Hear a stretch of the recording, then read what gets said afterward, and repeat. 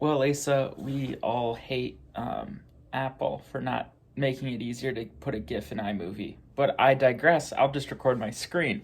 Yesterday, I didn't do any homework, and instead I did a bunch of research. So today's been homework day and cleaning out the email inbox day. But I thought I'd show some of them off to you and explain to them why they're cool. And of course, it'll be boring to everyone, but that is what half of my videos are. So you should expect it by now. So this graph is really cool. This is just the actual shape of a fluid wave I'm simulating.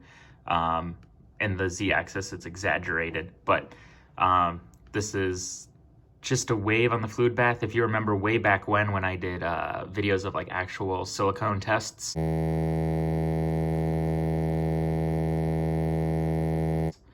of like actual little petri dishes of oil on top of an old bass speaker.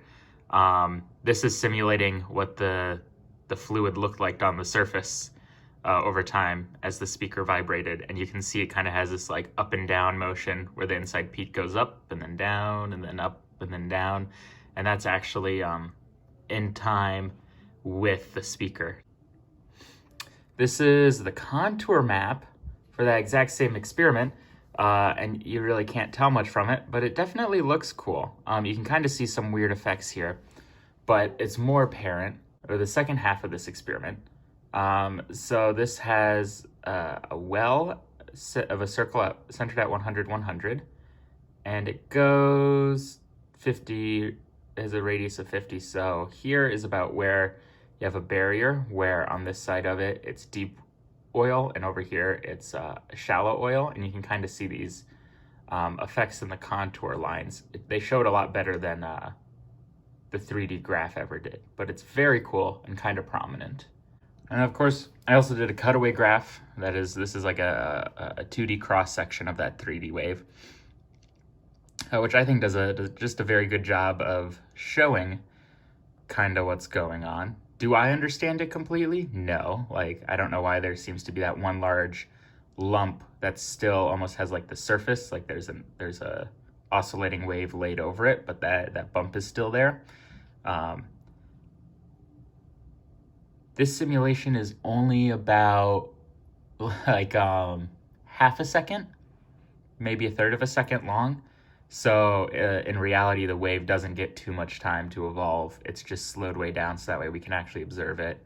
I don't know if you remember the speaker, but this thing is like a speaker vibrating at almost 80 hertz, 80 times a second, much too fast to see. That means this wave is going up and down 40 times a second, and I do not have eyes that see that fast.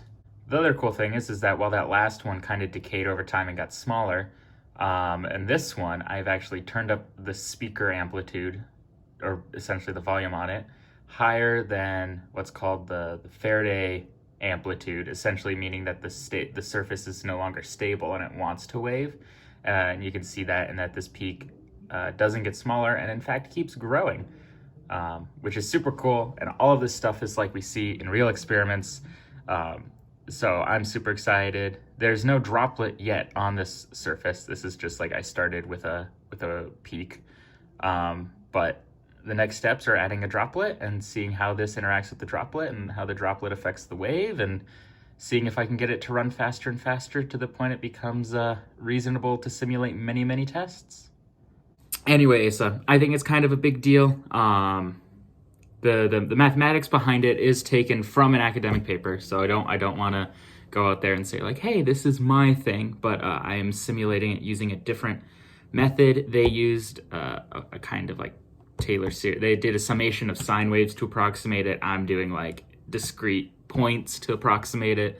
And so as I go through and testing and add droplets and stuff, we'll see if I end up getting similar results to theirs or if I end up going way off base and getting different answers. We'll see how good of a simulation it is. I'm just excited it actually looks like waves, so I'll take it. Anyway, Asa, thank you for sticking through this video. I hope you have a great Tuesday and Wednesday, and I'll see you tomorrow.